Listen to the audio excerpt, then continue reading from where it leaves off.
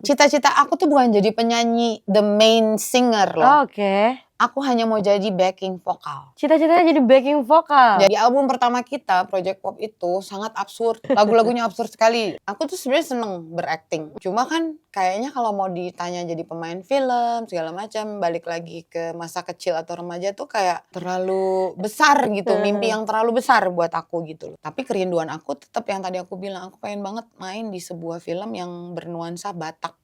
Yang memang tentang Batak. Datanglah si Ngeri-Ngeri Sedap ini. Titik terendah rasanya sih belum terlalu signifikan aku rasakan. Artinya gini, aku tuh selalu merasa bahwa dunia ini memang berputar. Selalu akan ada yang baru. Dulu aku mungkin menggeser yang lama. Sekarang kalau aku tergeser, menurut aku itu sesuatu yang natural.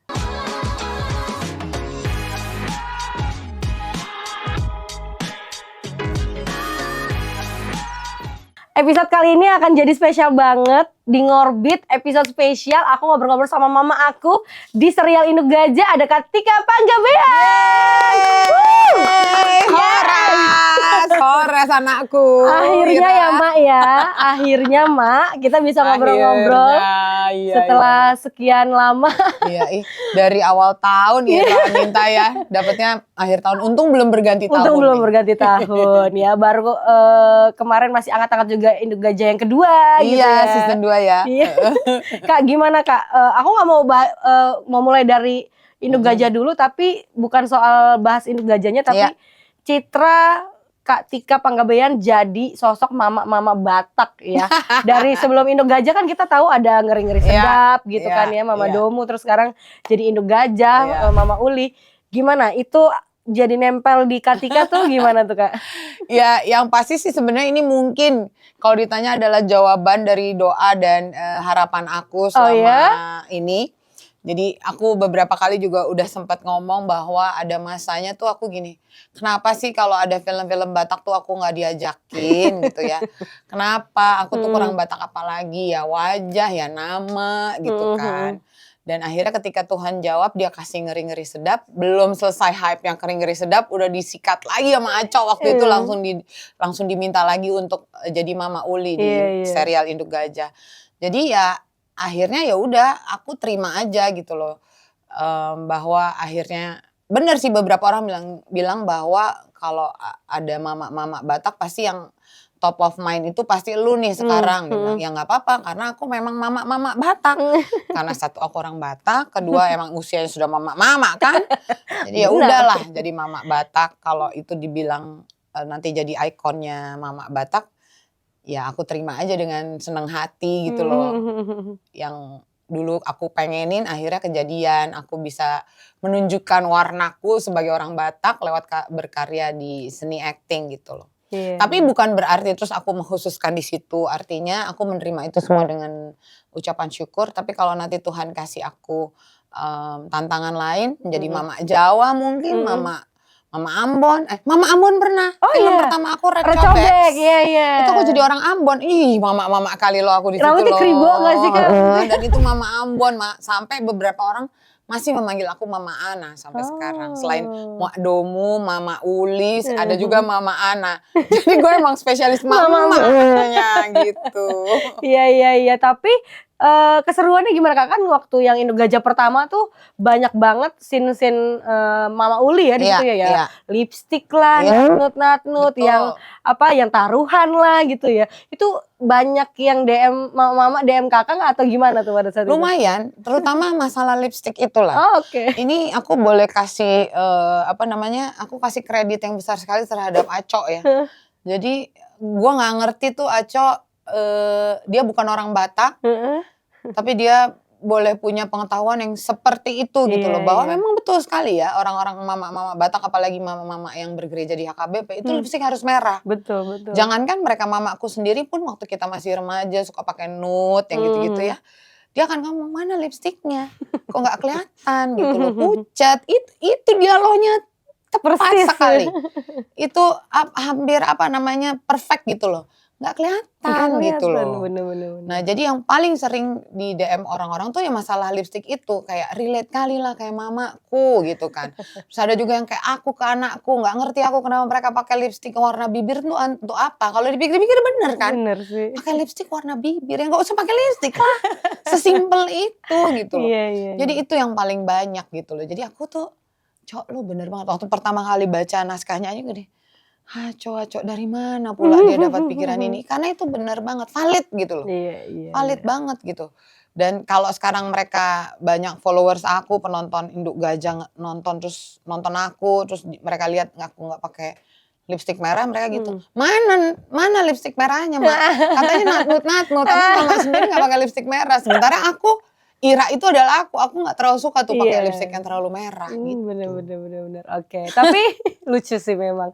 Dan itu juga sampai banyak yang nge-reaction, terus banyak yang direka ulang gitu ya. ya. Betul. Sama salah satunya si siapa? Uca yang kecil itu. Oh iya. Yang main di Induk Gajah kedua juga. Itu banyak yang make suaranya aku doang, kan mereka yang aktingnya mereka tapi suaranya suara aku dan suara Marsyanda itu banyak. Jadi emang responnya gila sekali sih itu waktu kalau ketemu orang sering natnut itu kayak ini banget di mereka gitu, nempel gitu. Dari zamannya masih sitkom OB. Ya. Dari Saoda itu juga kan karakternya ini banget ya, kayak nempel banget. Pokoknya karakter-karakter kalau buat aku karakter-karakter yang memang Katika mainkan itu selalu ikonik gitu. Tapi jauh sebelum acting, Katika dikenal sebagai personel project pop, seorang penyanyi. Betul. Tapi sejauh itu juga kalau aku baca-baca backgroundnya itu kuliahnya adalah sosial politik. Betul. Kak ceritain dong waktu dulu emang cita-citanya mau jadi artis atau apa sih gitu? Enggak sih ya sebenarnya. Ya kalau cita-cita jadi artis tuh kalau ngomongin di angkatan aku rasanya jarang ada orang yang bercita-cita jadi pelakon ya, bukan pelakon. Pelakon ya. Jadi seniman lah katakan, itu pasti ada gitu. Apalagi mereka yang punya bakat menggambar. Jadi kalau kita ngomong seniman tuh kan banyak ya turunannya. Ada yang bisa nyanyi, ada yang bisa acting, termasuk menggambar pun atau apa menulis pun itu menurut aku seniman gitu loh. Nah kalau aku sendiri tuh dari dulu nggak pernah bercita-cita akan menjadi salah satunya menjadi aktor, jadi penyanyi. Kalaupun yang ada hobi yang aku sukai dulu tuh adalah bernyanyi. Dari kecil aku emang suka bernyanyi, mungkin karena keluarga Batak ya gitu kan. Betul. Dari kecil aja kita udah dibiasakan bernyanyi di gereja, terus di sekolah dan sebagainya. Tapi itu tahu nggak Ira? Apa? Cita-cita aku tuh bukan jadi penyanyi the main singer loh. Aku hanya mau jadi backing vokal. Cita-citanya jadi backing vokal. Jadi teman-teman aku sering gini, cita-cita lu cuma jadi backing vokal gitu. Lu bilang backing vokal cuma, aku balikin lagi. Karena menurut aku di sebuah rangkaian performance, itu peran backing vokal itu besar sekali sama halnya seperti peran dancer. Iya kan, dia yang membuat harmonisasi suara. Justru kalau backing vokal tuh nggak mungkin sendiri, banyakannya paling sedikit berdua. Itu mengharmonisasikan suaranya dan mendukung si penyanyi utamanya supaya jadi tambah bagus. Raisa suaranya udah bagus, tapi dia menjadi lebih bagus karena ada backing vokalnya. Gitu. Jadi tujuan aku tuh cuma gitu, karena aku satu mungkin tahu kalau suara aku nggak bagus-bagus banget, suara aku harus digabungkan dengan suara orang lain, jadi akan lebih terdengar harmonis. Dan kedua, aku emang nggak pengen muncul di depan, aku jadi orang belakang aja gitu loh. Dan aku seneng nyanyi dengan harmonisasi pembagian suara tuh aku seneng banget. Gitu. Ikut anak padus ya? Iya, betul. Waktu aku kuliah pun aku masuknya PSM, paduan suara mahasiswa. Gitu. Jadi aku dari dulu tuh seneng bernyanyi yang nge-grup bukan nyanyi sendiri. Karena aku tahu kalau nyanyi sendiri suara aku nggak enak. Tapi digabungkan dengan yang lain suara aku jadi rada lumayan, memberi warna gitu. Jadi itu sedikit flashbacknya. Jadi kalau ditanya cita-citanya, dulu tuh banyak cita-cita aku pengen jadi dokter hewan pernah. Pengen jadi, kalau bapak aku tuh dulu pengen aku jadi pilot. Terus udah gitu bapak aku juga pengen aku jadi diplomat katanya. Nah itu sebenarnya ada cocok tuh ketika aku masuk ke Fakultas Sosial Politik dan aku ambilnya hubungan internasional. Jadi sebenarnya jenjangnya harusnya ke Deplu, terus nanti jadi diplomat, jadi apa gitu kan. Tapi kan emang perjalanan hidup kemudian berubah ya. Di saat aku kuliah di Sospol itulah, di Sosial Politik, di Unpar itulah aku bertemu dengan abang-abang aku yang notabene tuh berada dalam satu grup namanya dulu Padiangan. Lalu berganti jadi Project P. Di situ ada Kang Isur, Kang Denny, Kang Daan, Kang Iyang.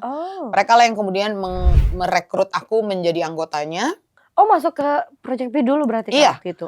Jadi kita tuh organisasi besarnya tuh Project P, tapi Project Pop tuh kayak anaknya. Gitu. Sampai akhirnya kita manggung dari kampus ke kampus, dari acara ke acara, sampai akhirnya waktu itu dilirik sama SCTV untuk bikin acara reguler di SCTV. Nah dari situlah karirnya orang semakin melihat, tidak saja cuma aku, tapi juga teman-teman yang lain ya. Kemudian bermunculan lah satu-satu gitu loh. Mulai deh aku casting jadi pembawa acara, casting jadi ini, casting jadi itu. Plus dibikinin lah si Project Pop ini gitu. Oh jadi sempet casting dulu baru akhirnya terbentuk Project Pop. Jadi castingnya itu adalah casting misalnya kayak acara di RCTI, acara di SCTV, acara di Indosiar, casting sebagai pembawa acara, ada quiz, ada talk show. Termasuk juga waktu jadi Saoda aku casting untuk bisa dapat peran di situ. Aku casting dulu, audisi dulu gitu. Nah kalau Project Pop itu memang anggota P-Project semuanya, sama akang-akang yang tadi dipilih nih 7 orang. Mana nih udah lu bikin grup baru namanya Project Pop, nyanyi sana. Oh, berarti semuanya satu kampus waktu itu Kak? Enggak, jadi Cuman 2 kampus, Pajajaran dan Parahyangan. Itu mostly dari 2 universitas itu. Jadilah Project Pop ini. Jadilah Project Pop. 28 tahun 28 tahun, dibentuknya tahun 96. Gitu. Sekarang kita masuk ke Project Pop dulu ya. Ini kalau kita tahu kan Project Pop memang satu grup musik yang beda dari yang lain. Memang dari awal itu memang dibentuknya pengen beda. Yang kalau aku lihat kan ada komedinya. Aku tuh dengerin yang tadi kita udah ngobrol. Aku dengerin dari yang zaman bau-bau terus yang Adekku Sayang ya. Itu judulnya apa Kak? Aku lupa. Itu Adek judulnya. Adek ya kan yang di depannya ada Adek. Iya Bang. Tar dulu Bang gitu-gitu. Itu memang sengaja dibikin konsepnya beda dari yang lain. Emang harus ada komedinya atau gimana sih Kak? Iya. Jadi ini flashback dulu. Jadi abang-abang kita yang akang-akang tadi aku sebutin ya. Dia bertujuh. Akhirnya bikin sebuah album. Itu parodi, plesetan. Jadi mungkin pernah dengar Nasib Anak Kos, Antrilah di Loket, itu mereka yang bikin. Nah orang suka ke mix up gitu loh ya. Tapi nggak apa-apa. Jadi itu ada Kang Denny, Kang Isur, Kang Daan, Kang Iyang, Kang Wawan, Kang Ju, dan Kang Denden. Itu bikin namanya Padiangan Project dulu, yang kemudian berubah menjadi P-Project. Itu adalah plesetan lagu-lagu yang ngetop gitu pada masa itu di tahun 90-an. Nah, mereka sukses dengan itu semua, lalu mereka berpikir nih kayaknya kita harus ada regenerasi. Ya udah nih, mereka lihat nih dari sekian banyak adik-adiknya mereka, sepertinya mungkin ini yang ada dalam otak mereka ya. Sepertinya si A, si B, si C nih ada 7 orang yang lumayan nih bermusiknya bisa nyanyi. Nih, bikin Project Pop, tapi nggak boleh bawain lagu orang lain. Gak boleh plesetan, gak boleh parodi, lu bikin sendiri lagu lo. Akhirnya kita nyebutnya sebagai sebuah komedi kreatif lah gitu. Bikin lagu-lagu yang komedi kreatif. Tahun 96 kita ngeluarin album pertama, judul albumnya Project Pop, singlenya Lumpia versus Bakpia. Resmon besar-besaran di Indonesia, terus ada Reformasi 98 dan sebagainya. Jadi kita vakum. Waktu itu kita hanya berpikir bahwa kita tidak akan melanjutkan album ini. Cukup udah tinggal selesai di album pertama. Ternyata selang 4 tahun itu kita berusaha untuk survive dengan tetap berkarya, tetap bernyanyi dari satu panggung ke panggung lain, segala macam gitu ya. Tahun 2000 Musika Studio waktu itu tempat kita bernaung, manggil lagi, ayo dong bikin album lagi gitu loh. Lalu kita bikin lah di tahun 2000 itu album yang judulnya Tua Gapat. Tua Gapat itulah yang kemudian lalu booming sekali, pecah.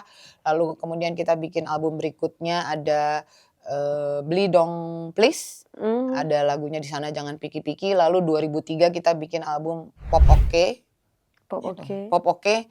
Nah disitulah single paling banyak yang diminati orang, ada Dangdut is the Music of My Country, Ingatlah Hari Ini, Pacarku Superstar, dan lain-lain. Jadi dari situ. Nah dalam perkembangannya dari 96 ke 2000, yang tadinya kita bertujuh, kita jadi berenam. Karena salah satu dari anggota kita, Hilman, dia lebih senang untuk bekerja di balik layar. Terbukti Hilman Mutasi itu juga sekarang menjadi banyak kreatif di industri seni dan juga sutradara.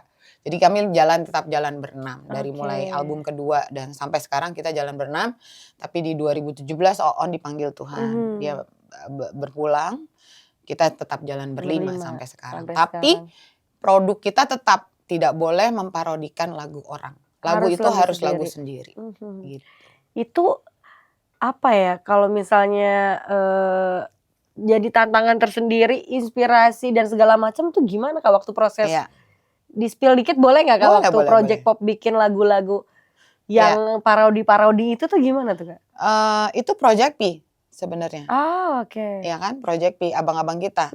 Makanya ada lagu, dulu ada lagu Bidadari segala macam. Itu ya proses kreatifnya mereka yang lebih tahu.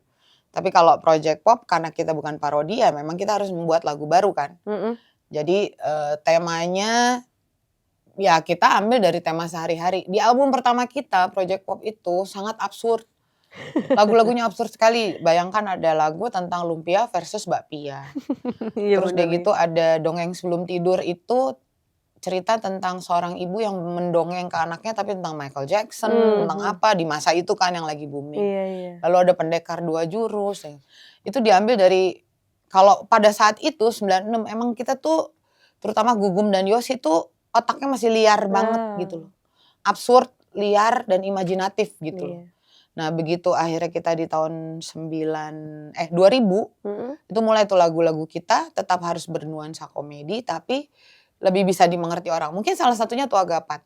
Tua Gapat itu bercerita lagunya tentang bagaimana kita men-cheer up orang. Ayo dong semangat lagi, lu baru ditinggal pacar. Gitu ya. Jangan sedih, kalau misalnya ditinggal pacar ya cari pacar lagi gitu kan. Susah amat, yuk Tua Gapat gitu. Jadi makanya orang-orang akhirnya lebih secara melodinya enak, secara liriknya juga lebih masuk di kehidupan mereka. Lalu berlanjut lagi dengan lagu-lagu berikutnya kayak jangan ganggu banci misalnya. Itu kita kemas, ini Yosi yang ciptain lagu ini, dia kemas sepertinya lucu tapi sebenarnya pesannya sangat dalam. Ya lu nggak boleh gangguin orang, nggak boleh gangguin banci gitu. Karena di zaman kita dulu kan ada Taman Lawang, di sana suka teman-teman waria suka kumpul terus suka di orang lewat yang wah diteriak-teriakin, nggak boleh. Sebenarnya mereka juga manusia, tapi Yosi dalam hal ini membuat lagu itu begitu ringan. Tapi kalau dipikirkan sebenarnya dalam.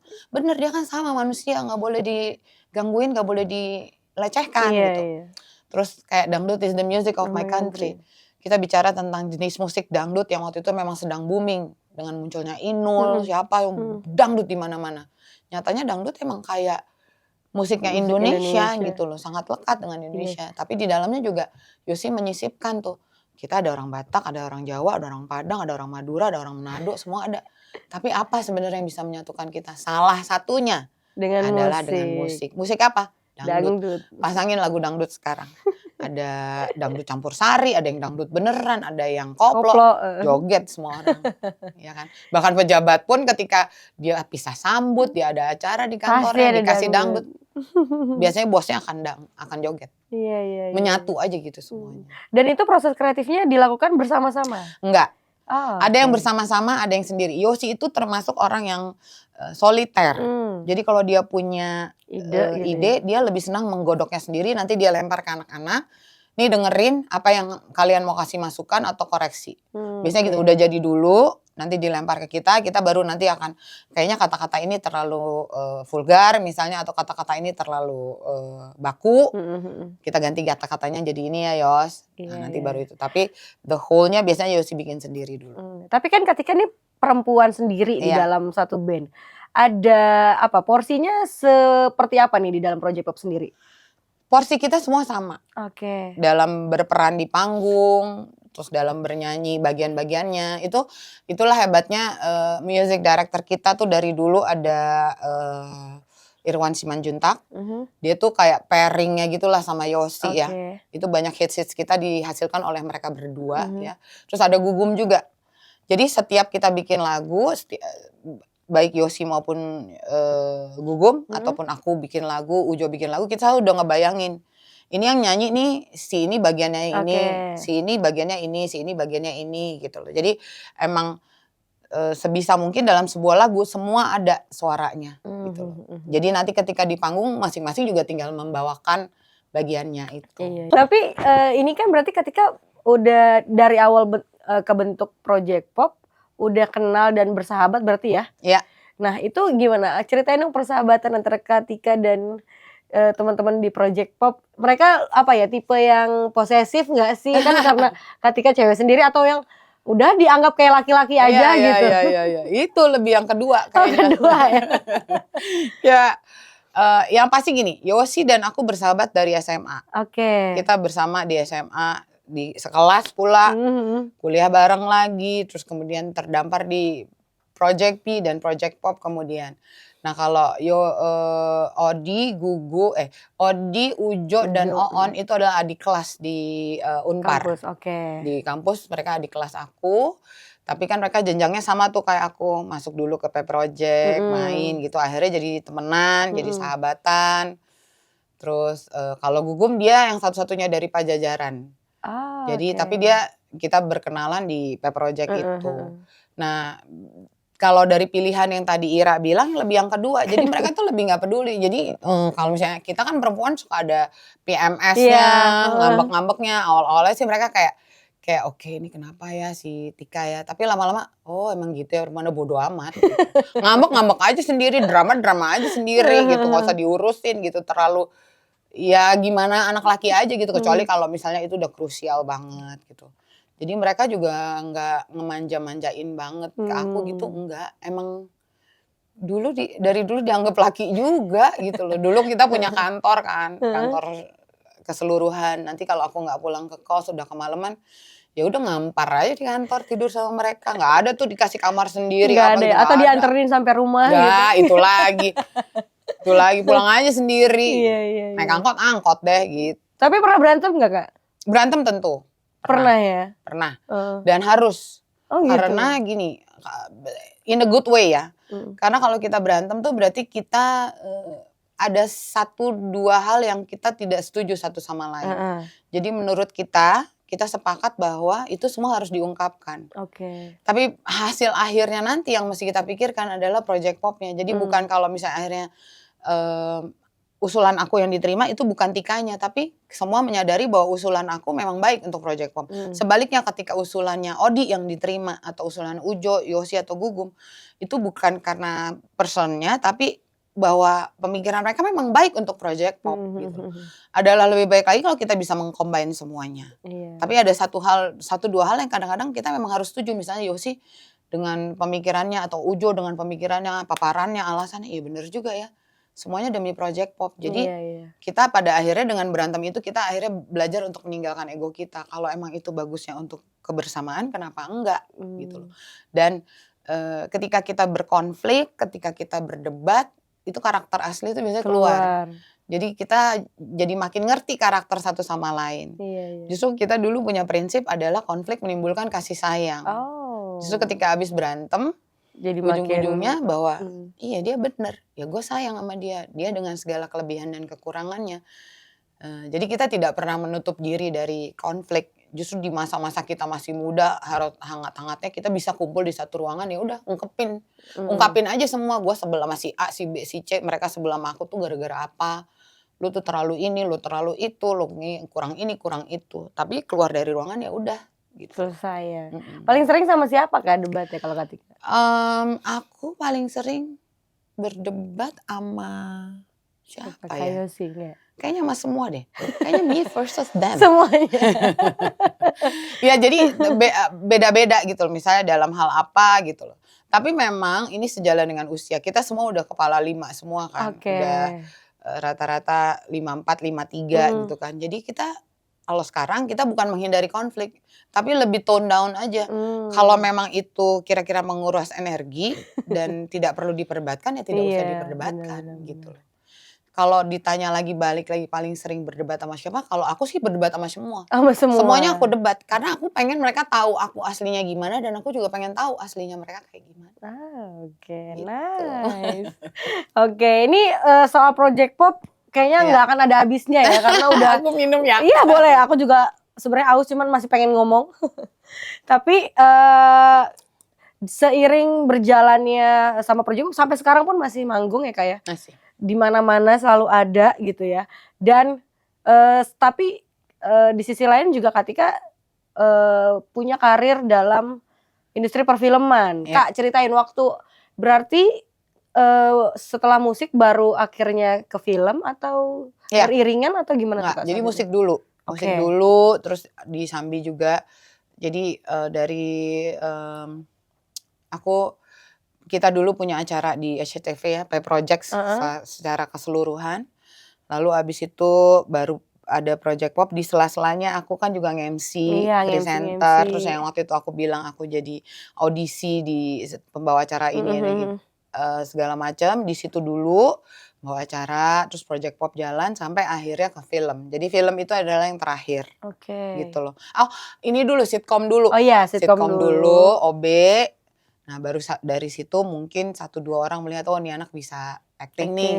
Jadi baru aku terjun ke film. Aku lupa film pertama aku tuh apa ya. Rasanya dulu abang-abang aku itu, si akang-akang tadi itu pernah bikin film namanya Kejar Jakarta.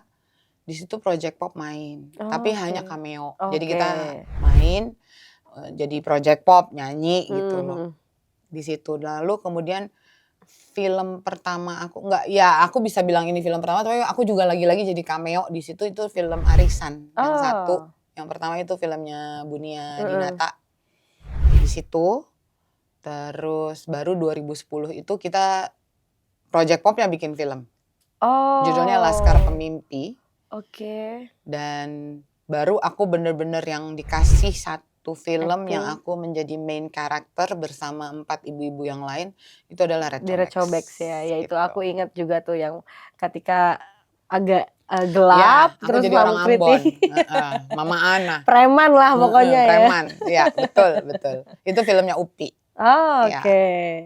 Nah, itu gimana Kak perjalanan karir Kak Tika di dalam industri film terus sambil nyanyi juga? Tapi kan sebelumnya belum ada background acting waktu itu ya Kak? Iya. Baru dari MC itu terus ke Project Pop aja. Ke OB sebenarnya. Oh iya OB gitu ya. Bisa diceritain Kak waktu itu gimana akhirnya bisa bisa menerjunkan diri di industri film pada saat itu? Ya sebenarnya karena jadi kan aku tuh sebenarnya seneng berakting gitu loh. Cuma kan kayaknya kalau mau ditanya jadi pemain film segala macam, balik lagi ke masa kecil atau remaja tuh kayak aduh terlalu besar gitu, mimpi yang terlalu besar buat aku gitu loh. Tapi aku tuh selalu orangnya tuh emang kalau beberapa teman-teman tuh ngomong gini, lu tuh kurang ambisius ya orangnya ya. Bahkan mimpi pun aku hanya pengen main drama di gereja, drama di sekolah, ikutan kegiatan teater di sekolah. Tapi waktu itu juga karena bentrok dengan kegiatan aku yang lain, jadi aku nggak ambil. Jadi aku tuh sebatas-batas itu aja. Tapi aku memang ternyata menyadari aku seneng berakting gitu loh. Jadi aku seneng tuh yang nonton sandiwara. Siapa sih yang nggak seneng gitu, sama kayak kita nonton film kan kita seneng ya melihat orang berakting. Dan itu ternyata tanpa aku sadari memicu keinginan aku untuk bermain, acting. Tapi hanya sebatas ya itu, disuruh main di sekolah atau di gereja gitu-gitu aja juga udah seneng gitu loh.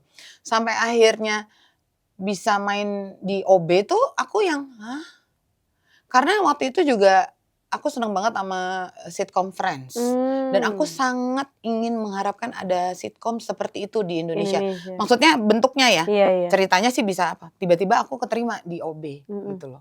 Ya udah itu mungkin bisa dibilang menjadi satu cikal bakal orang ngelihat aku berakting di situ. Nah sampai akhirnya kejebur lah di beberapa film-film yang kemudian yang tadi aku sebutin. Dan salah satunya adalah waktu itu aku sebenarnya berpikir Upi tuh sedikit nekat sih. Tiba-tiba memberikan sebuah main karakter itu, main role kan berarti itu si Mama Ana di film Retrobex itu ke aku. Tapi ya itu mungkin rezekinya begitu.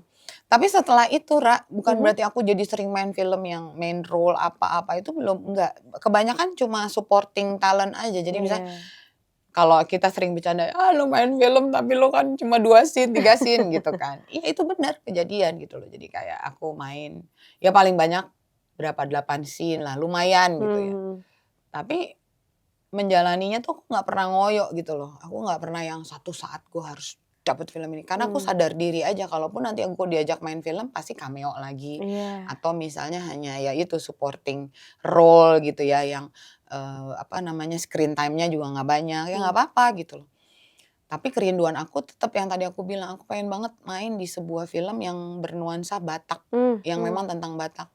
Datanglah si Ngeri-Ngeri Sedap ini ternyata gitu loh. Dan aku juga nggak pernah berpikir ini aku jadi main karakter, main role apa enggak. Ternyata memang setelah orang-orang nonton ya main role-nya aku ternyata si Mak Domo dan Pak Domo itu kan. Iya, iya. Ya udah kejebur aja di situ terus dan emang aku makin menyadari aku senang dengan profesi yang baru ini gitu. Oh ya sebelumnya ada Ali dan Ratu-Ratu Queens juga itu.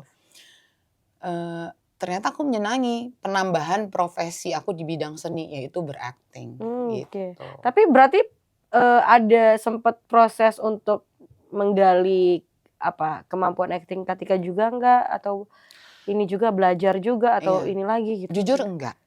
Jujur enggak. Nah itu yang sering aku obrolin sama beberapa teman-teman aktor yang lain yang menurut aku sudah jauh lebih senior dan punya acting yang matang banget kayak Happy Salma, Nirina, Asri Welas gitu ya. Aku selalu bilang, gue tuh mau loh belajar ini. Ya tapi Happy juga sering bilang, ayo Botik, lu tuh sebenarnya udah punya basicnya. Tapi kalau emang ingin lebih meluas lagi pengetahuan tentang acting ya memang harus belajar gitu loh. Jadi beberapa kali aku juga kalau ada ini buka kelas acting, aku tuh pengen ikut. Pernah aku udah mau daftar gitu, saya yang mau tempat yang buka lesnya gini, yang bener aja Kak, kakak bukannya di sininya harus ngajar. Enggak ada yang harus.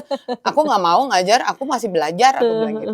Tapi karena waktu yang nggak pas, jadi aku belum bisa ikutan. Tapi jujur aku pengen. Nah, sampai saat ini mungkin aku learning by doing lah katakan. Jadi sambil aku berjalan berakting, sambil aku belajar juga. Dan banyak sekali pelajaran yang aku terima itu dengan menonton film. Oh. Jadi kalau aku nonton film dalam maupun luar negeri, aku perhatiin tuh acting mereka. Oh. Bisa ya nih orang begini ya. Apa yang bisa bikin dia? Gimana cara dia mendalami ya? Gitu. Nanti ketika ada ajakan buat aku coba gitu. Kayak aku waktu itu bilang dengan sejujur-jujurnya bahwa waktu aku memerankan Mak Domo, aku tuh banyak terinspirasi dari Cut Mini di film Atirah ya kalau nggak salah ya. Aku membayangkan aja ini kalau Cut Mini yang mainin Mak Domo nih dia akan seperti apa. Jadi ada beberapa aktor idaman tuh kalau dia filmnya dia tuh aku nonton pasti aku perhatiin. Gimana ya dia ya? Gitu. Jadi dari situ belajar untuk ngambil actingnya. Dan pernah satu hari aku tuh satu film sama Cut Mini ya. Kebetulan aku kenal Cut Mini itu udah dari kita sama-sama muda, Cialah. Jadi aku bilang, Cut, gue tuh bingung ngeliat lo acting. Kenapa lo selalu begitu natural? Jadi banyak juga yang kalaupun belum dapat kelasnya, aku tetap belajar dari, makanya aku seneng nonton film Indonesia juga. Untuk nyuri-nyuri ilmu itu lah. Kalau Induk Gajah berarti kemarin Mama Uli inspirasinya dari mana tuh Kak? Dari mama aku. Dari mama sendiri ya. Dari mama sendiri ya. Karena udah pasti ya template Mama Batak ya, udah pasti ya. Oke. Kak, tapi dari sepanjang perjalanan karir ketika saat dari awal sampai sekarang, ada nggak masa-masa di mana kayak ngerasa ini titik terendahnya nih gitu? Industri hiburan kan gitu ya, dinamis banget. Iya. Selalu muncul yang baru, selalu ada gitu ya. Terus tadi dari project pop, terus sekarang acting, host dan lain-lain. Ada masa di mana kayak ngerasa ini titik mungkin terbawa, terendah gitu. Kalau titik terendah, gini, titik terendah rasanya sih nggak terlalu atau jangan-jangan belum ya, belum terlalu signifikan aku rasakan. Artinya gini, aku tuh selalu merasa bahwa dunia ini memang berputar. Selalu akan ada yang baru. Dulu aku mungkin menggeser yang lama. Sekarang kalau aku tergeser, menurut aku itu sesuatu yang natural. Kalau orang-orang bilang, oh nggak boleh, kita nggak boleh tergeser, ya nggak apa-apa, itu masing-masing aja gitu. Tapi aku selalu dari awal aku masuk ke dunia ini, aku selalu menyiapkan bahwa ini nggak selamanya gitu. Maksudnya nggak selamanya tuh gini, akan ada bibit-bibit baru, akan ada perkembangan baru. Jadi kita udah harus mesti siap. Kita harus tetap ada di situ, tapi nggak selamanya harus selalu ada di atas. Kalau tiba-tiba ada orang yang baru atau orang yang melampaui kita, ya nggak apa-apa. Satu, karena mungkin dia fresh, atau memang dia karena lebih bagus, berarti itu menjadi wake up call buat aku. Gue harusnya juga harus bisa lebih mempertahankan gitu loh. Tapi makanya aku bilang tadi aku sering diledekin, aku tuh kurang ambi gitu orangnya. Jadi aku menjalaninya ya jalanin aja gitu loh. Ketika sekarang aku udah nggak bawain acara lagi di TV, ketika aku udah nggak jadi presenter lagi, karena aku juga sadar kemampuan aku. Gue udah nggak bisa keep up juga dengan apa yang dibutuhkan oleh Gen Z. Nggak tahu ya ini antara sadar diri atau males. Tapi aku lebih yang nggak apa-apa, kita kasih kesempatan aja yang baru. Nggak apa-apa dong. Dulu aku juga sempat menggeser presenter yang lama. Sekarang aku tergeser, ya nggak apa-apa. Nanti mereka juga, nah mereka harus siap juga. Suatu saat mereka akan tergeser. Jadi kalau yang titik terendah banget, mungkin aku harusnya ada, cuma aku mempersiapkan diri. Tapi kalau misalnya aku boleh pinjem, aku boleh jawab pertanyaannya Gita lagi, ada masa-masa kita juga bingung, nih mau lanjut atau enggak nih di dunia entertainment, di dunia hiburan. Itu pada saat yang tahun 98 tadi itu aku bilang. Oh, yang ada 4 Keterpurukan tahun itu. secara besar, ini negara ini ada reformasi, terus dia gitu ada krisis moneter. Jadi itu benar-benar yang bikin dunia industri hiburan juga agak terpuruk. Itu kita semua berpikir, kita lanjut lagi nggak ya ini, gitu loh. Sempat hampir putus asa gitu ya? Sebenarnya jadi secara project popnya terutama ya, kita kayaknya nggak mungkin lagi nih. Mengingat album pertama kita juga nggak booming banget. Udahlah, beberapa teman-teman udah mulai, udahlah gue mau kerja di kantor aja gitu loh. Nah kalau aku sendiri waktu itu masih diberi kesempatan sama Tuhan untuk tetap nge-MC, yang MC pun dengan bayaran yang seadanya, nggak apa-apa, yang penting ada kerjaan gitu ya. Terus udah gitu disuruh audisi ini, aku audisi itu, audisi ini nggak keterima, ya udah nggak apa-apa gitu. Sempat kepikiran kerja gitu nggak sih Kak? Sempet juga, teman-teman aku tuh lulusan sosial politik itu banyak yang kerja di agensi iklan ya. Jadi aku udah sampai yang mikir, oh ya kalau misalnya nih gue udah nggak kepake lagi di dunia hiburan ini, dunia ke kantor lah gitu ya. Aku balik kantor, tanya-tanya temen deh kerja di agensi atau apalah. Sempet tapi enggak. Oh, enggak. Emang berarti dari awal berkarir nggak pernah ke kantor? Enggak. Langsung masuk industri hiburan ya? Iya. Ya untungnya puji Tuhan memang satu lagi mungkin karena aku perempuan sendiri jadi lebih terlihat dan waktu masa-masa itu kita juga semua lagi bingung harus gimana gitu ya, tabungan juga tergerus terus, tiba-tiba nanti ada tawaran, oh ya jadi presenter kuis di RCTI waktu itu, oke ayo. Tapi aku boleh gak sih buat temen aku 1, 2, udahlah yang penting kita ada aja di TV, gitu kan jadi etalase ya buat orang. Iya boleh gitu. Gitu. Nah tapi ya gitu, kalau aku pribadi jujur berusaha mempersiapkan diri. Bahwa aku udah tahu tuh pada saat aku dulu punya talk show Bincang Bintang, aku pernah punya talk show di Trans TV, Surprise. Aku tahu ini kan semuanya akan ada masanya. Gak mungkin terus-terusan acara itu berlangsung. Jadi aku secara mental aja nyiapin, kalau ini acaranya harus selesai ya sudah selesai. Nanti kita coba acara lain. Kalau nggak ada, ya udah emang harus terus berjalan tapi dengan cara yang lain. Nah yang paling harus dijaga tuh project popnya kalau menurut aku. Karena kita juga sepakat bahwa dengan keberhasilan karir kita perorangan, tapi sebenarnya rezeki kita itu rezeki bersama di project pop. Gitu. Ya, jadi memang ketika mempersiapkan diri biar nggak kecewa gitu ya. Maksudnya ketika memang nggak sesuai sama udah dari dalam udah dipersiapkan. Iya, jadi karena aku nggak pernah ngerasa ini banget gitu, kecewa banget, nggak pernah ngerasa kecewa banget Kak gitu sama industri hiburan atau atau misalnya main film terus mungkin filmnya kurang diterima gitu. Nggak tahu, aku ada satu film waktu zaman pandemi aku bikin. Film itu ternyata penontonnya banyak. Tapi waktu itu di OTT ya, bioskop belum buka. Tapi kenapa filmnya banyak? Karena itu dihujat banyak orang juga. Gitu loh. Tapi ya udah, aku yang gini, ya udah ambil keuntungan aja. Ternyata filmnya banyak yang nonton, walaupun dihujat. Tapi nggak semuanya juga menghujat, ada juga yang seneng gitu. Iya. Jadi apa ya? Ini kayak film, ya makanya aku bilang dari awal tuh aku tahu, ya mungkin dari awal udah pasang standar tahu diri gitu. Jadi mimpi tetap, tapi kalau kesampaian itu puji Tuhan, Tuhan kasih, kalau nggak kesampaian ya emang belum Tuhan kasih aja gitu kali, emang atau enggak gitu kan. Jadi nggak, waktu kalau bicara film yang waktu itu orang-orang bilang, "Oh filmnya," tapi lucunya secara keseluruhan film itu kayak dihujat, Tapi secara angka tinggi ya gitu? secara angka tinggi dan secara personil yang main di sana sih nggak ada yang dibenci juga sama netizen, mereka hanya sebel sama ceritanya kayaknya gitu loh. Iya iya iya. Jadi aku juga mikir, ah ya udahlah, ini kan sebuah karya yang dibuat dalam masa pandemi. Daripada kita bengong di rumah, kita berkarya. Ya kalau lo nggak bisa ngargain ya nggak apa-apa gitu loh. Iya. Menarik ya, nggak banyak orang loh kayak bisa kayak gitu kan. Aku juga bingung, atau nih aku makanya aku lagi mikir, bener Kenapa? nggak ya? Nggak tahu ya, aku kayak ya udahlah gimana nanti aja. Bukan gimana nanti ya. Berarti itu kan value atau nilai-nilai yang memang udah ditanam atau sebelum, maksudnya mungkin sebelum masuk industri hiburan, ketika memang dari orang tua udah ditanamkan value-value yang tadi Kak Tika sebutin gitu biar nggak terlalu secara apa namanya, detailnya sih enggak, tapi aku percaya ada hal-hal yang mereka ajarkan yang akhirnya membentuk pola pikir aku seperti itu. Tapi apanya itu aku juga udah lupa ya.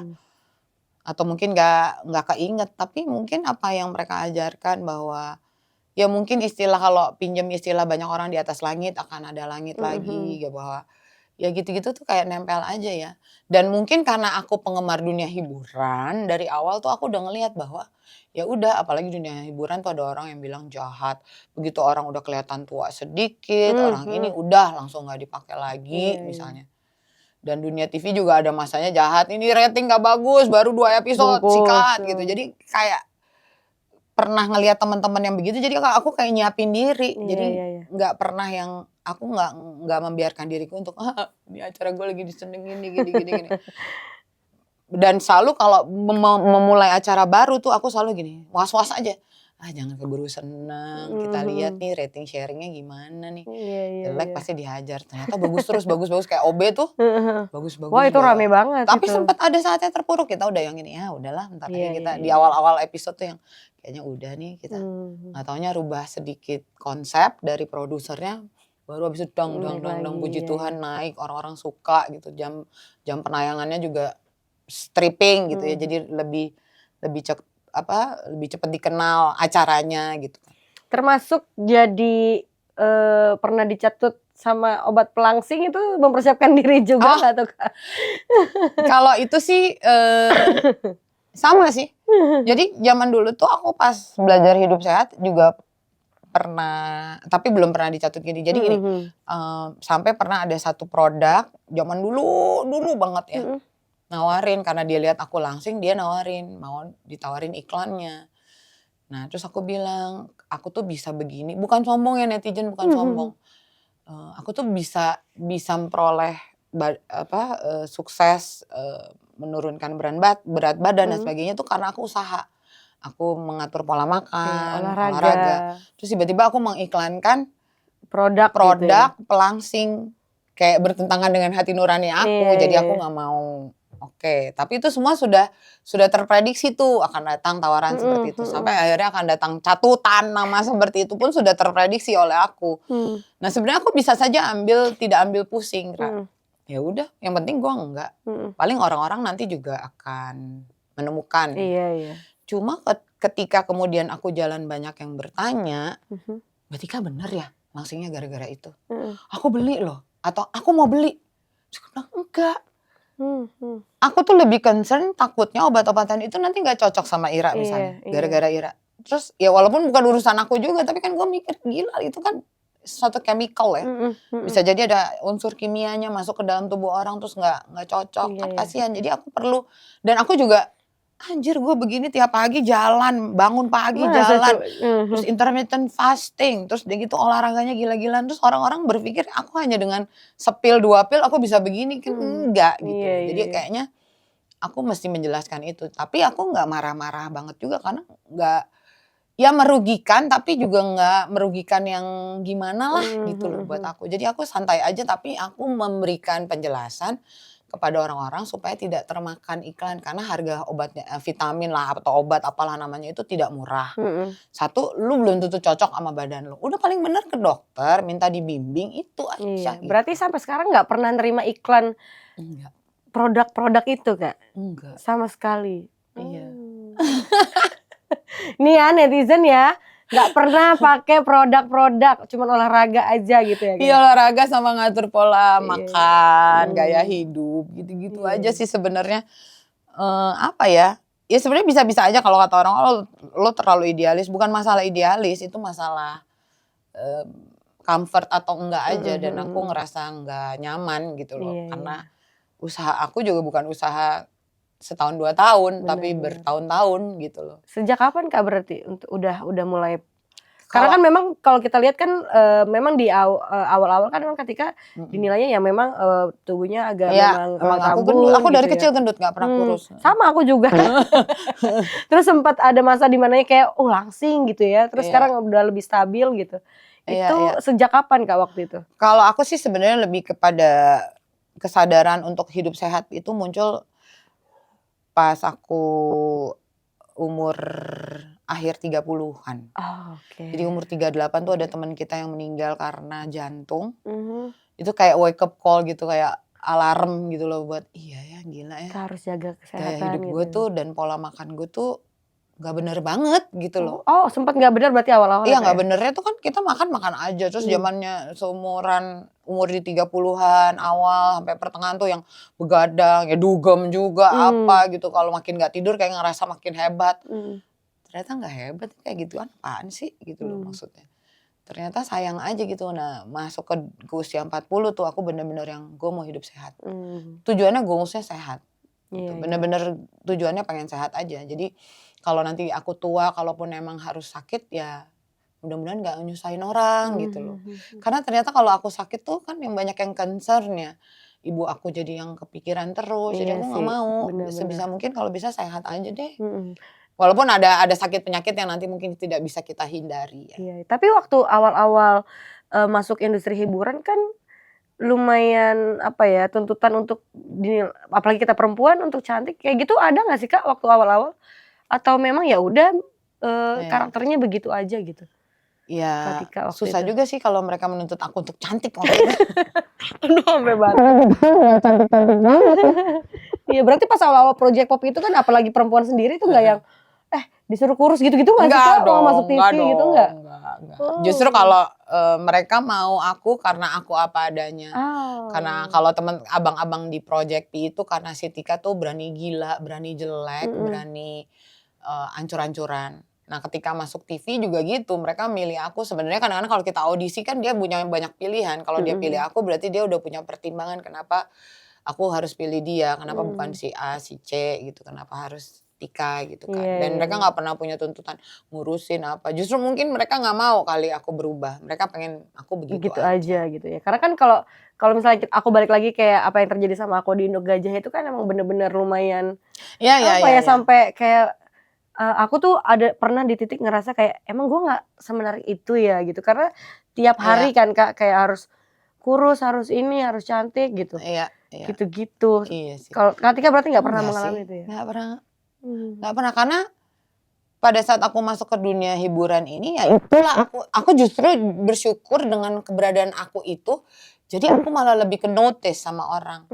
Jadi aku bisa masuk ke dunia ini. Mungkin kalau aku cantik banget, lu kurus langsing, justru persaingannya lebih nggak kelihatan dan mungkin persaingannya akan lebih berat kali sama. Walaupun mungkin untuk beberapa hal ya aku menjadi second line, ini nggak apa-apa juga. Iya. Berarti kalau sekarang hidup pola hidup sehat seperti apa yang lagi dijalani sama Katika? Kalau aku masih tetap intermittent fasting. Itu dari jam berapa sampai jam berapa sih Kak? Aku pengen susah banget. Intermittent fasting itu aku biasa dulu tuh pernah ekstrim, ada masanya ekstrim aku cuma makan 4 jam. Jadi aku buka jam 2 siang dan terakhir makan jam 6 sore. Dan selebihnya udah sampai besokannya lagi jam 2 siang aku gak makan lagi. Makannya apa aja tuh Kak? Apa aja sih waktu itu. Pokoknya begitu ada 4 jam itu aku makan apa aja ya. Ini juga mungkin bukan sesuatu yang bagus ya, tergantung badannya ya, jadi netizen. Terus akhirnya begitu udah jalan ekstrim, aku kurangin yang tadinya 4, jadi bolehlah makan 6 gitu. Sekarang malah lebih banyak ke 8 biasanya. Tapi begitu aku kurangin puasanya, aku genjot juga olahraganya. Olahraganya Gitu berarti loh. apa? Lari, jalan? Aku pagi-pagi tuh pasti jalan selalu. Berapa lama Kak? Biasanya sih minimal 1 jam. Kalau lagi nggak ada apa-apa, biasanya 1,5 jam. Oh my God. Gitu. Terus biasanya abis jalan aku suka nge-gym. Lanjut lagi Lanjut nge-gym. nge-gym. Luar biasa. Terus abis nge-gym, nah kalau kata beberapa orang tuh enaknya kalau abis nge-gym kita berenang. Supaya rilis pegel-pegelnya, ototnya gitu. Tapi itu juga nggak tiap hari. Maksudnya yang pasti tiap hari itu jalan. Entah jalan nge-gym, jalan berenang. Ya kalau kuat tiga-tiganya. Nah karena itu juga makanya intermittent fastingnya aku kurangin. Karena ternyata nggak boleh kurang makan. Iya karena sih, kegiatannya aktivitasnya banyak ya. Harus makannya harus pas tapi high protein gitu. Itu kata orang-orang yang udah duluan. Kalau aku baru belajar. Tapi aku tuh sebenarnya kan udah banyak ya kita ngomongin intermittent, olahraga apa segala macam. Untuk kayak mulainya kan berat banget ya Kak. Aku pernah kayak cuma sehari 2 hari udah selesai gitu. Gimana sih biar bisa konsisten? Aku minta tips gak apa-apa ya guys sama mamaku sendiri. Iya dong, gak apa-apa banget. Gak apa-apa Ini mama yang bukan kayak di Indo Gajah ya kasih jus pare. Iya ya. Kalau aku gimana ya? Jadi sebenarnya dari dulu tuh dari kecil olahraga aku tuh adalah berenang. Jadi aku tuh kayak manusia ikan. Setiap ngelihat air tuh aku gak bisa gak berenang gitu kan. Nah tapi kemudian aku berusaha mengcombine-nya dengan olahraga yang lain. Jangan marah-marah dong. Dan disitulah aku menemukan jalan kaki. Jalan gitu. kaki. Bener-bener jalan aja, nggak lari, nggak apa, lari-lari kecil. Itu jalannya berarti nonstop ya? Nonstop. Aku mikirnya kayak bisa nggak jalannya sambil kayak jalan-jalan ke mall gitu. Tapi sebenarnya kan kalau yang benar itu adalah jalannya memang jalan olahraga. Bukan jalan ke mall. Jadi pace-nya benar gitu loh. Pace-nya benar, terus dia gitu waktunya, terus heart rate-nya gitu kan. Tapi jalan-jalan di mall, kalau menurut aku jalan-jalan di mall juga nggak salah. Apalagi kalau kita di mall abis makan, jangan langsung pulang. Jalan dulu tuh keliling mallnya 15 menit supaya turun dulu makanannya. Nah anyway, balik lagi ke pertanyaan Ira tadi. Jadi begitu aku menemukan jalan kaki, ternyata aku menemukan kenikmatannya. Tidak saja jalannya, tapi dengan jalan kaki itu banyak hal yang bisa aku lakukan. Satu, lebih aware sama sekeliling kita ada apa. Nah, jalan kaki itu menjadi lebih intensif ketika pandemi. Karena semua lahan olahraga ditutup. Apalagi berenang. Iya benar. Berenang itu tutup ada kali 2 tahun kolam berenang. Karena kita nggak boleh berenang karena COVID. Nah akhirnya aku fokus di jalan. Yang tadinya jalan untuk olahraga, ini jalan sampai dari rumah aku ke rumah Ujo aku jalan. Itu dari mana? Ujo tuh aku di Lebak Bulus, Ujo rumahnya di Radio Dalam. Aku jalan. Oh my God. Temen aku rumahnya di Blok M. Aku jalan. Gitu. Astaga. Karena satu, kenapa waktu itu tidak banyak mobil. Jadi menyenangkan sekali jalan kaki. Nggak ada ya. Terus yang tadi aku bilang sambil jalan kaki aku jadi tahu nih, misalnya aku menyusur jalan Fatmawati itu dia punya trotoar ya, pavement itu, sidewalk. Jadi aku tuh bisa jalan di situ sambil lihat, oh ini ada toko ini, oh ini ada toko ini, oh ini tukang jahit ini. Jadi lebih tahu nih lingkungan gua ada apa. Gitu. Terus ketemu orang yang ternyata sama-sama juga mencari. Ya kita kan karena masa COVID itu kita olahraga yang tidak bersentuhan dong. Tetap bisa pakai masker, jalan kaki tuh. Udah sampai situ. Itu makin intens. Sekarang nggak bisa berenang. Berenang nggak bisa, squash nggak bisa. Semua olahraga nggak bisa. Yang boleh tuh, yang bisa tuh hanya sepedahan. Orang makanya banyak lari ke sepeda. Lari, jalan. Gitu kan. Jadi itu makin intens. Nah, begitu pandemi sedikit demi sedikit hilang, kebiasaan itu terus aja. Sampai sekarang juga berarti masih intermittent nggak? Aku pengen selama hidup aku aja, karena tujuan aku pengen sehat gitu. Jadi akhirnya motivasinya tuh karena pengen sehat itu, Ra. Jadi akhirnya misalnya emang sih di awal-awal kayak berat, tapi lama-lama, apalagi kita udah jalan seminggu, terus minggu kemudiannya nggak mau jalan, sayang mah. Kemarin seminggu udah jalan. Iya bener ya. Masa di minggu ini nggak mau jalan? Kan cuma jalan doang, ya udah. Jadi kebiasaan yang terus menerus menjadi kegiatan yang awalnya coba-coba jadi kebiasaan yang emang susah lepas juga. Dan satu lagi di jalan, temen aku pernah nanya, kalau jalan tuh apa yang lo pikirin? Itu juga aku banyak tanya. Termasuk di dalamnya berdoa. Oh. Jadi sambil jalan tuh sambil berdoa aja, mungkin bukan berdoa ya bahasanya ya, ngobrol sama diri sendiri, ngobrol sama Tuhan. Terus tiba-tiba inget oh ada si Anu yang sakit, ya udah sambil jalan sambil berdoa. Tuhan si ini sakit, sembuhin, berkatin, yang gitu. Jadi kayak multitasking juga gitu loh.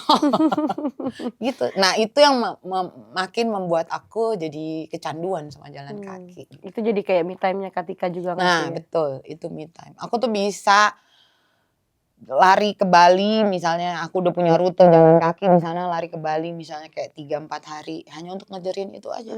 Terus nanti kalau aku lagi nyanyi sama Project Pop ke kota mana, itu yang pertama aku lihat adalah kotanya. Ada ini enggak trotoar enggak, ada trotoar enggak buat jalan, buat lari.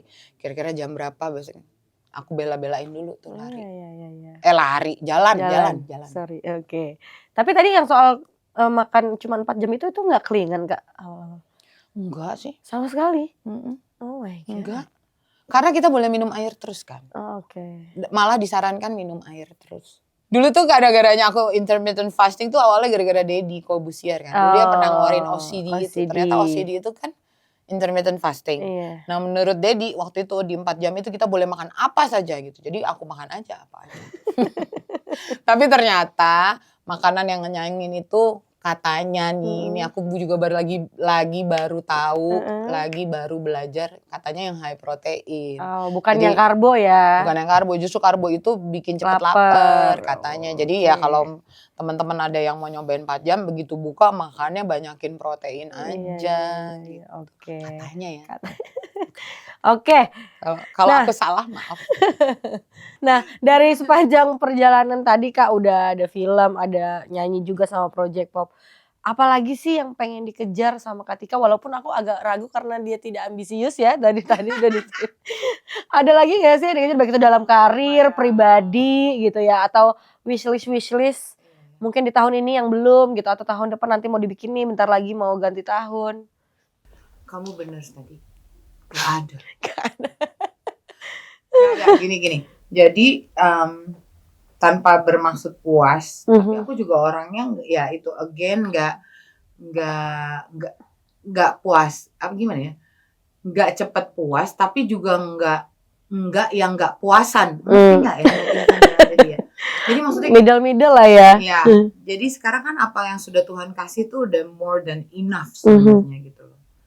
Maksudnya more than enough tuh semuanya apa ya pada tempatnya lah. Itu yang aku rasain. Ya kalau boleh meminta ya ini aja terus di maintain gitu.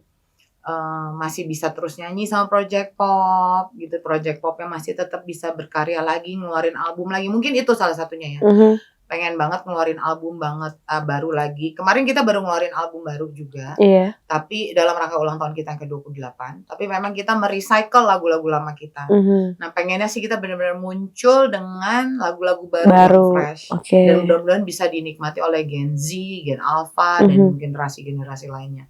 Mungkin itu adalah salah satu wishlist yang utama. Terus yang kedua, kalau secara pribadi aku juga masih tetap pengen loh dikasih kesempatan untuk bermain di film-film lain gitu loh. Misalnya kalaupun emang perannya lagi-lagi menjadi ibu, memang sudah kalau kata bahasa Sunda wayahna ya, saatnya nggak apa-apa gitu loh. Aku juga pengen ya kalau misalnya ada sutradara PH yang memberi aku kepercayaan untuk bermain yang menantang aku dengan beberapa karakter, aku akan senang sekali gitu loh. Tapi bahkan dengan persyaratan, tapi lu belajar dulu acting, ayo gitu loh. Seperti itu gitu. Ya artinya aku ingin memaintain dan menghargai semua yang sudah Tuhan kasih gitu loh. Kalau bisa karir ini sebisanya bisa panjang baik secara Project Pop maupun secara pribadi gitu. Tapi kemudian yang lebay-lebay ini segala macam sih kayak udah nggak kepikir ya, kayaknya buat aku semuanya standarnya dicukup aja. Cukupnya Tuhan juga, kalau Tuhan bilang itu cukup ya udah aku ikutan cukup gitu. Kadang-kadang kan aku belum ngerasa belum cukup nih Tuhan harusnya ini, tapi Tuhan bilang enggak, udah cukup dulu di situ. Nanti gue tambah lagi, tapi lu diam dulu, cukup dulu di situ. Ya udah, jadi aku sih gimana, bukan so religius tapi itulah yang kurang lebih aku pengen lebih menjalani semuanya dengan happy, sukacita, dan yang paling penting adalah sehat. Iya. Nah kalau misalnya Ira tanya ada ambisi-ambisi apa ya, misalnya masa nggak ada ambisi sedikit pun? Ada. Ambisi aku adalah tetap sehat supaya ketika MRT aneh ya. Tiba-tiba MRT. Ketika MRT tahap 2, tahap 3, tahap 4, LRT tahap berikutnya jadi, aku masih bisa merasakannya. Aku masih bisa naik turun MRT, LRT, kereta cepat tanpa harus tertatih-tatih, tanpa harus masih bisa pakai kakiku sendiri bahkan jalan-jalan. Aku tuh orangnya seneng solo traveling ya sebenarnya. Jadi kalau masih Tuhan kasih kesempatan ke depan-depannya, aku hanya pengen tetap menikmati solo travelingnya aku, baik itu di dalam maupun di luar kota, di dalam maupun di luar negeri gitu. Makanya aku bilang kalau nanti MRT tahap 1, 2, 3, 4 lalalala jadi ini, semoga aku masih tetap sehat, kaki aku masih tetap kuat, aku masih bisa naik turun MRT sendiri, gitu loh, keliling-keliling semuanya sendiri, ya gitulah. Karena salah satunya itu adalah happiness aku, jalan-jalan sendiri, lihat ini itu sendiri, itu salah satu hal yang aku gemari. Gitu. Nah, jadi kalau untuk mencapai semua itu aku harus sehat. Oke, jadi tujuan utamanya sekarang itu ya. Iya. Kita jadi kayak klise sih ya. Tapi siapa sih yang udah di umur 54 tahun pasti pikirannya pasti cuma sehat lahir batin, sehat jasmani rohani. Benar. Tapi tetap boleh tetap makan gorengan. Iya. Ini aku tadi mau ngomong, motivasinya berarti pembangunan pemerintah ya. Transportasi. Justru motivasi aku adalah menikmati pembangunan transportasi pemerintah.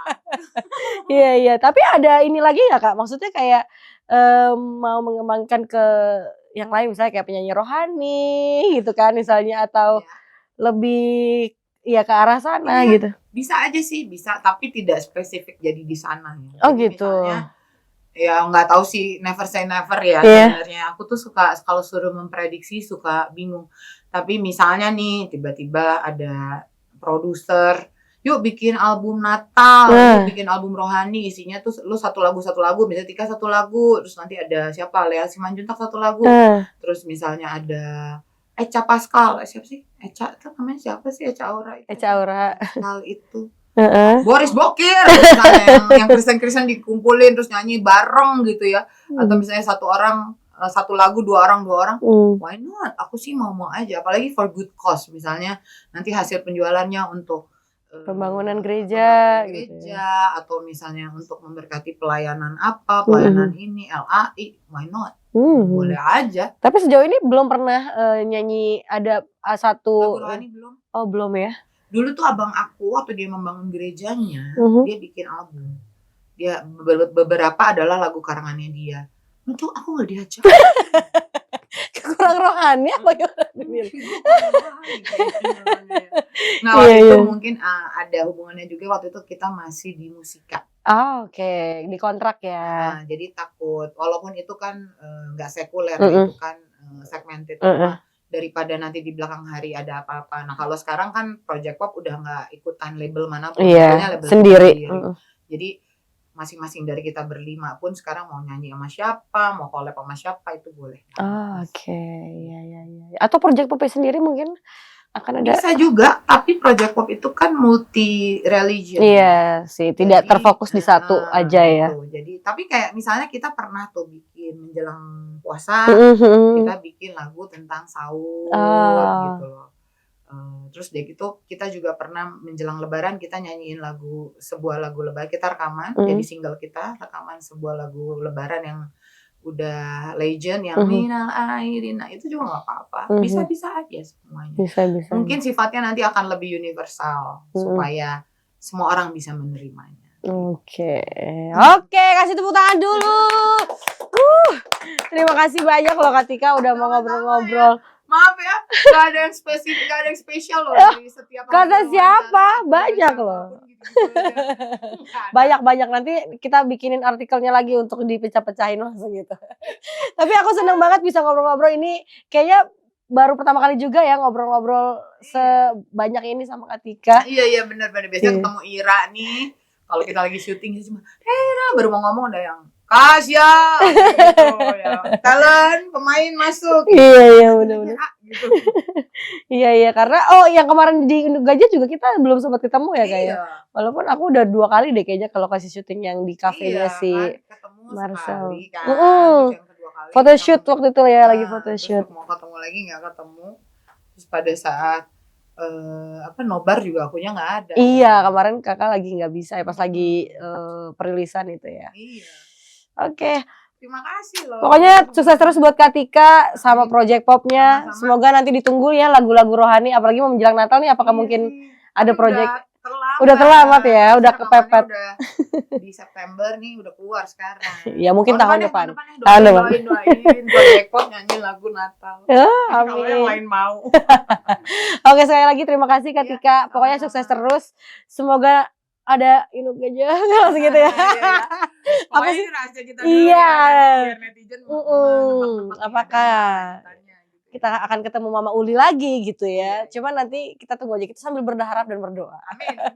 Oke, sekali lagi terima kasih untuk sahabat kompas.com yang sudah menyaksikan Ngorbits. Manggilnya apa? Sahabatkompas.com. Sahabatkompas.com. Yes, gitu. Yang udah menyaksikan Ngorbit kali ini spesial sama Tika Panggabean. Pokoknya jangan lupa nontonin terus Ngorbit dan Hype Talk di YouTube-nya kompas.com. Sampai ketemu lagi. Thank you. Bless you.